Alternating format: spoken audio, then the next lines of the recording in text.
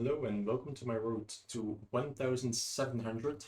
I will be walking you to a pre-recorded game with a voiceover, and I hope that this works. I never saw it before, but I feel like the quality of my game is very important, and now I can voice over it very calm and stress-free. I can go in depth without any time pressure. I would suggest you take the engine next to you and basically disable the engine, which sounds stupid, but I suggest you play Guess the Move.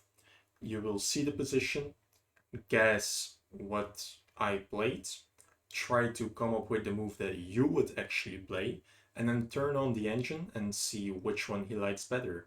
If you played another move than me, which is worse, I will explain you throughout the video why I played it.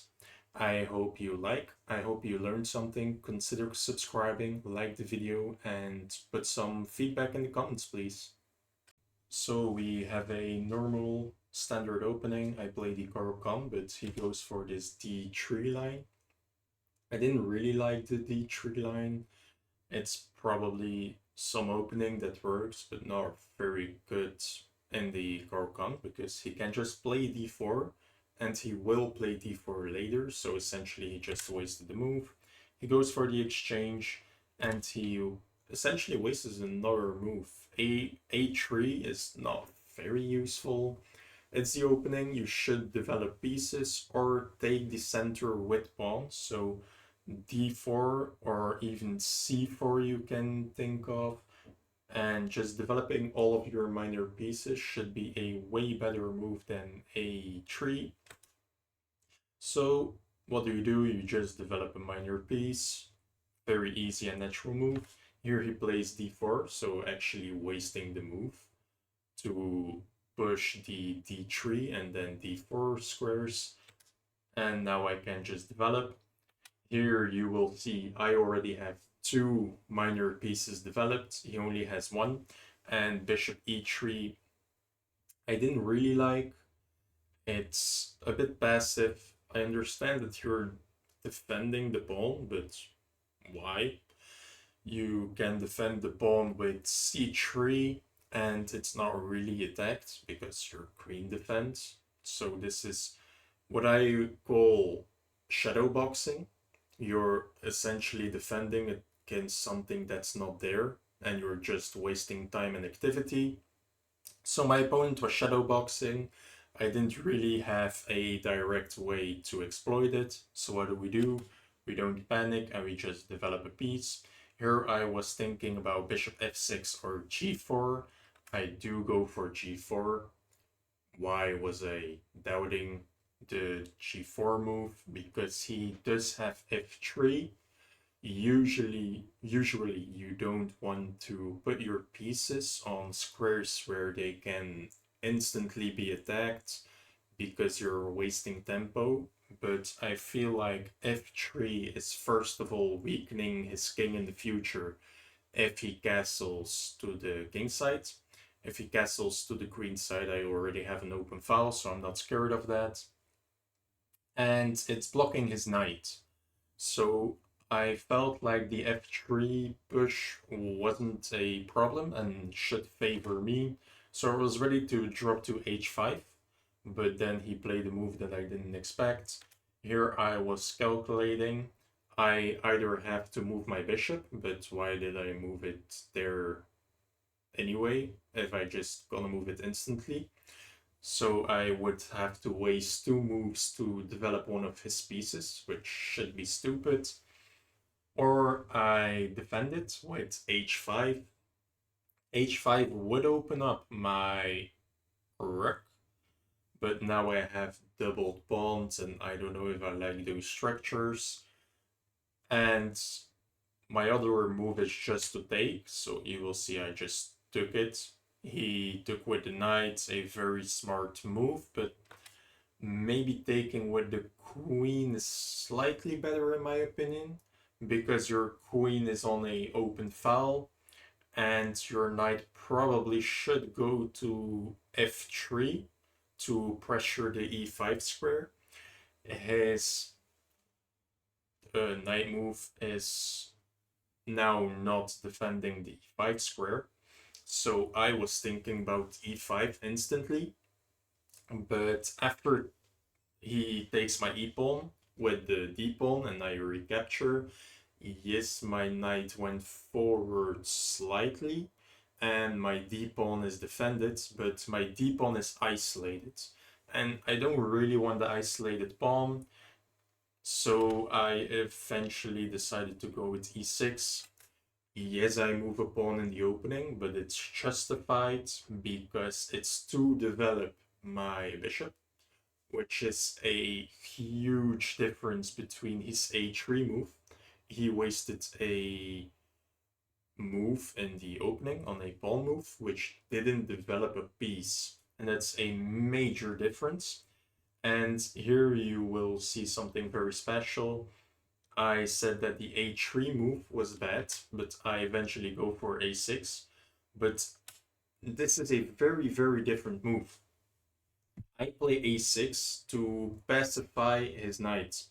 Essentially, the knight can't come forward. This is just stationary, eating some grass and chilling, but it's not useful. It's not going anywhere. So this move pacified his knight, first of all, and now I am thinking about bishop to d6 and queen to c7, but the major flaw about those moves would be knight to b5, because I can be instantly attacked. That's the same rule I just said. You don't want to move your pieces to squares where they can instantly be attacked. So a6 essentially pacifies their knight, but it also kind of develops our pieces because now we can go more forward without being attacked. So that is a major difference between the a3 move and the the a6 move. Here I was doubting. Here I was choosing between developing my bishop first, queen c7 and queen b6. The very normal opening rule says develop your minor pieces first, castle your king and only then your queen. And I eventually choose to break the rule because I get the trade-off that if he now plays bishop to g5, I'm not actually pinned. So if bishop d6, he gets bishop g5, I'm pinned. So I probably play h6, he moves his bishop to h4. If I'm going too fast, you can just pause the video to draw it out on your board. And I did win a tempo with the h6 move, which will be useful if I castle kingside that I already have a lift. And he had to move his bishop twice, so it doesn't actually waste a move.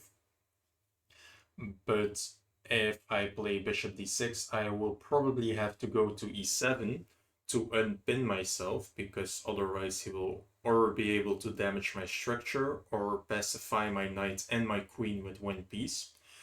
So I want to put my queen away from the d8 square. So my only two options are c7 or b6. I eventually choose to go to c7, but now you will see I did break a opening rule, and he has an immediate way to punish it with bishop f4, and now he will be able to or develop his bishop, and I will have to move my queen again, or I can develop my bishop to d6, but he will then be able to trade his passive bishop for my active bishop. So moving my queen first was a slight inaccuracy. I drew on the board that I didn't go to b6 because of knight a4, another very instructive move. You would think, yes, your queen is attacked and he's defending the b2 square, but he did pacify his knight for it, because his knight on a4 is on the edge and a knight on the rim is dim, as the rule says. But he can instantly go to the c5 square. And from there, his knight is actually a beast, so I will probably have to trade my very active bishop. Not now, but he will be very active. For his passive knight, I mean, it's not passive anymore, but it was passive, so that should be a bad thing for my position. That's why I went to the c7 square. But he does have bishop f4 to punish me for breaking a opening rule. He doesn't find it, he plays h3, intending to make a lift. Now I just develop. He doesn't pose a problem, he doesn't have a threat, so I'm just thinking about development. He essentially wasted a move. It's not really a waste, but I have more developing moves which influence the board more than his h3 ID, so it should be a good thing for me. Again, a very slight mistake for my opponent, in my opinion. And here he lashes out with b4. You can pause the video and try to think about what do you think about that move. In my opinion, if you thought about your answer, it's a very major positional misunderstanding. If you look at the board, he has still a lot of pieces, but his knight, his bishop is just staring at the back of a pawn. It's not really doing anything. This knight is blocked by the pawn, or it could go here. It's a development move, so it should be pretty good, but it does plunder a knight, so it needs some preparation. For example, queen d2 is probably my move. I forgot what the engine said about the move, but that should probably be my move. Or his other knight is very pacified because of my a6 move. So rerouting this knight, or preparing to reroute your bishop with queen d2 should be all of the good moves.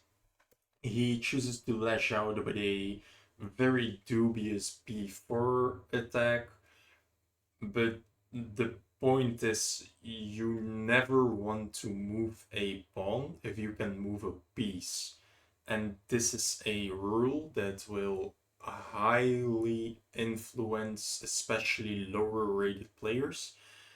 I see way too much pawn moves when you can just move a piece, and a pawn essentially gives you the same activity as a less advanced pawn. So the only time you should move a pawn if it influences more important squares. You will see that his knight is now weakened, this square is weakened, the b3 square is weakened, the a4 square is weakened, everything weakened because of b4. So first of all, positionally, he made a lot of mistakes, a lot of weaknesses, I should say. And positionally, he also didn't develop or activate his pieces when he should. So this is a very major misunderstanding positionally. Do I have an instant way to punish it? No. But it doesn't actually pose a threat, so I can just freely castle. He doesn't really have a threat, so I don't really mind the move. Maybe b5 is slightly annoying, because if I take, he can take, and now my bishop and my queen are attacked. But I don't even have to take, I can just move my knights anywhere, and if he takes I can develop my rook, so I don't mind. Here I drew the tactic of b4, taking on b4 with my knight, opening up an attack on his knight. So I would win a pawn, but he sees it, and queen d2, a very good move, defending his knight, but also using his queen as a extra kind of anchor of the f4 square, so he can develop his pieces through the f4 square, which he should have done a move ago. So now I'm thinking, like, he didn't pose any threat. So what do? We could attack something, we could develop. If you have a move after optionally pausing the video, I just choose a slight mistake. I developed a rook, but the wrong rook. I am drawing repositions because he instantly weakened the c4 square, and now he put two very nice pieces on the squares that I would attack. So that's why I'm drawing the knight repositions, but they don't work because they take way too much time, and he will be able to activate his pieces now. So that would be a big mistake. I did develop a rook, but the wrong one. So pause the video and think about which rook you would develop. I chose to develop the A rook, which is a misunderstanding, but in the Caro-Kann you see this a lot. But the F rook would be better here for the reason that I will never have a F pawn break. You usually develop your A rook to the C file, but I think only if you have a potential F pawn break.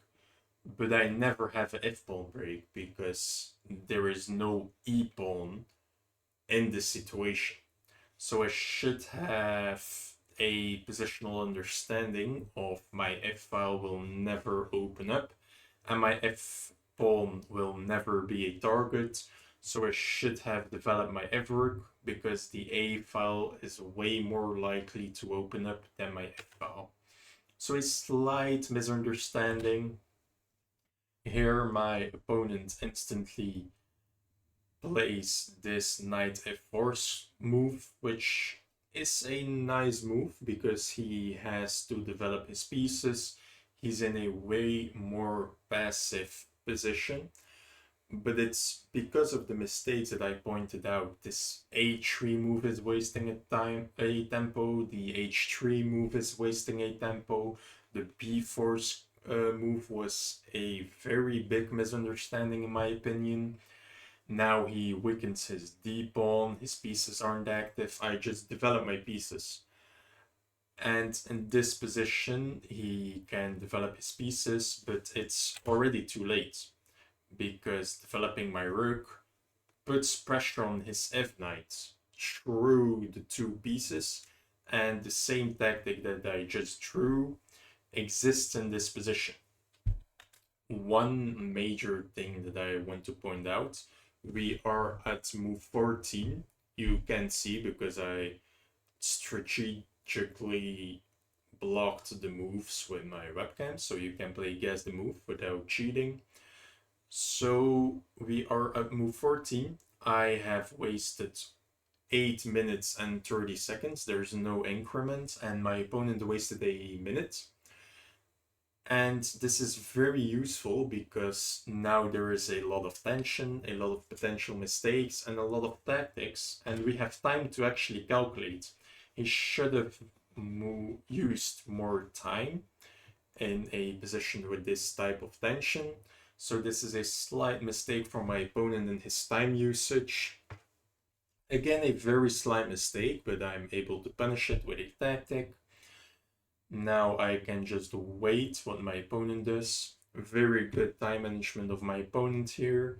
He is up time. He didn't use a lot of time in the opening, but now that there is a lot of tension in the position and a lot of tactics, he uses a lot of time. And this is how you should use your time. You should have a list of rules in your head, a set of very strict guidelines, and every time your opponent makes a move that doesn't pose any threat, you should just use the rules to make a very quick and accurate decision. Now again, I have 8 minutes and 20 seconds in this 15 move game, which is very nice because now I can calculate my tactics. And I see a knight sacrifice on the c2 square, which would lure his queen into a pin, and that pin would instantly pressure his c3 knight. So I'm calculating, sacrificing my knight. After he takes, he spins. Because his queen isn't defended, I can instantly put pressure to his c3 knight, which can't move now. It's stationary, but I calculate that I can't put enough pressure on the knight because it's first of all defended and second of all very easy to defend. He is defending it with a knight, he can defend it with a bishop, and he can just put a rook behind it.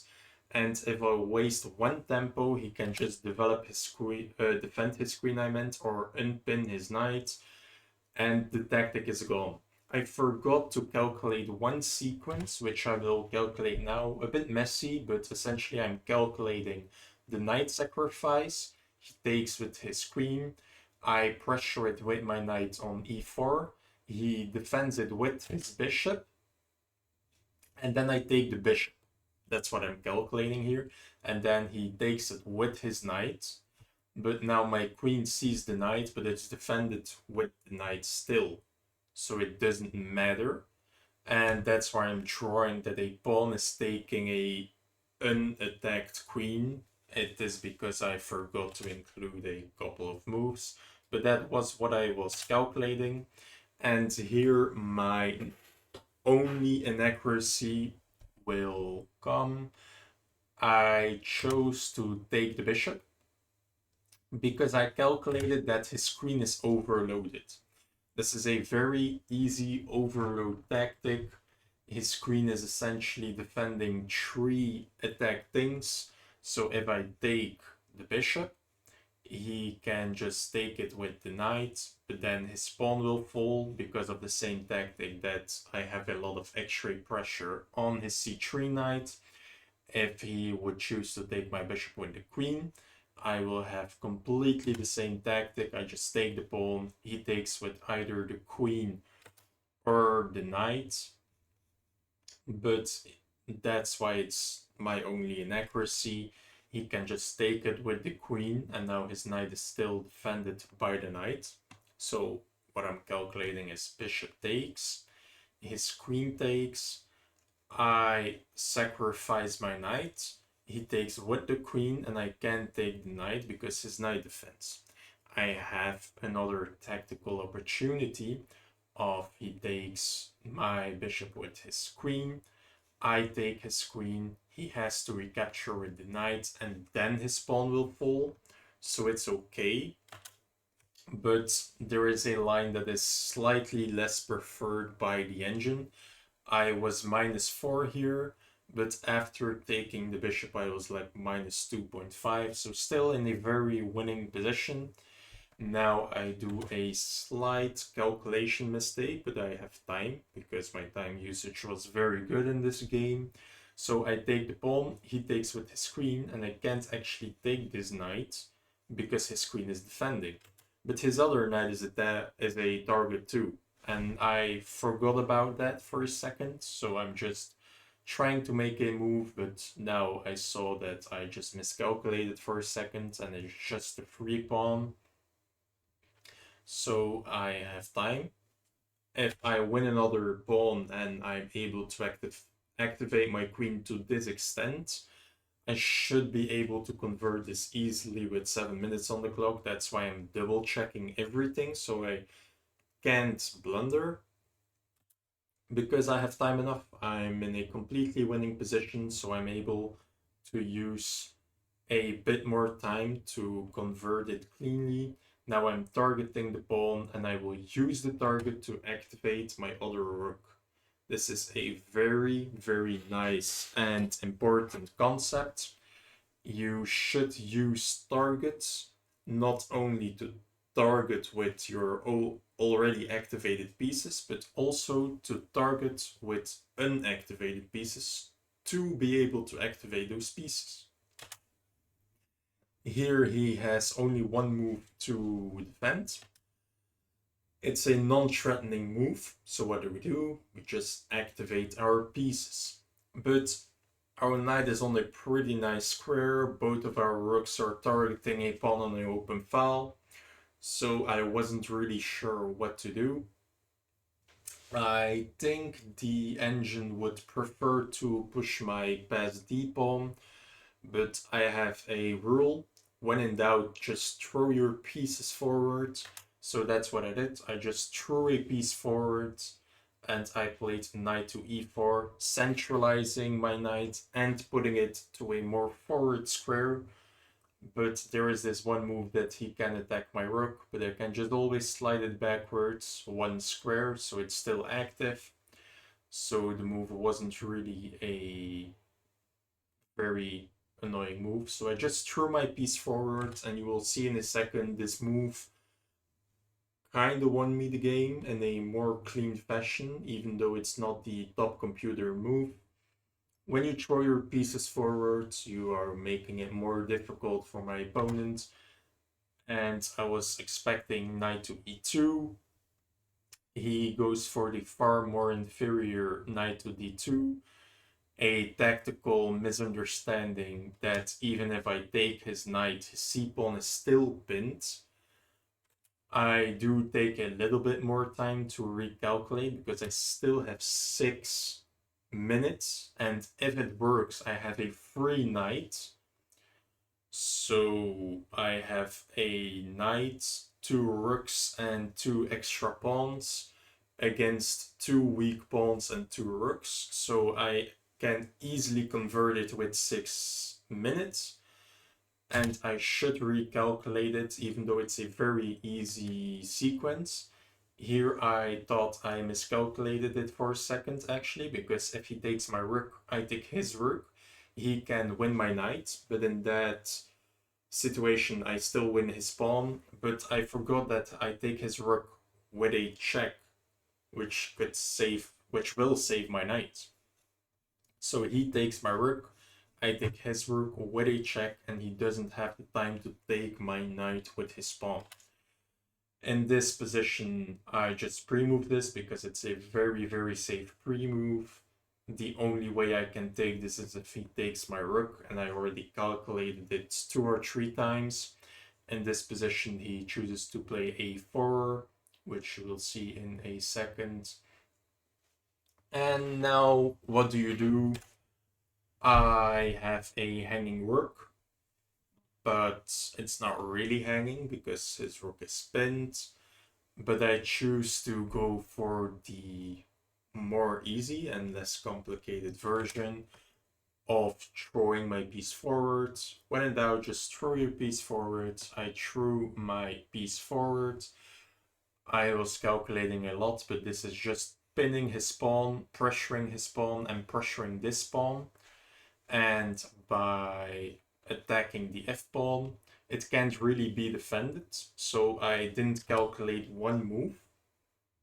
And it is f3 because it's the only move that saves the pawn and attacks something. So it's the most natural move in my opinion.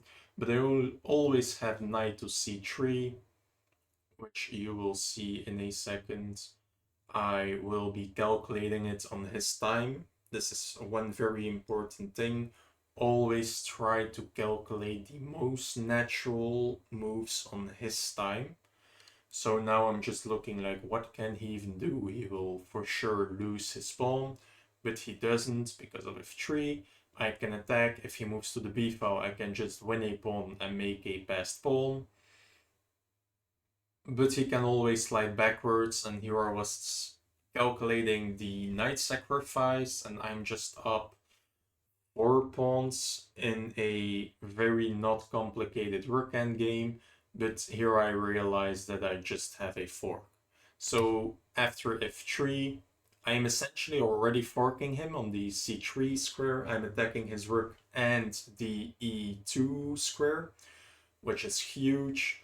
And here you see I just threw my pieces forward. I just activated my rooks, and without even a plan in my mind, I essentially just got tactic after tactic after tactic, and I had a very good tactical vision, and I saw every tactic in the game.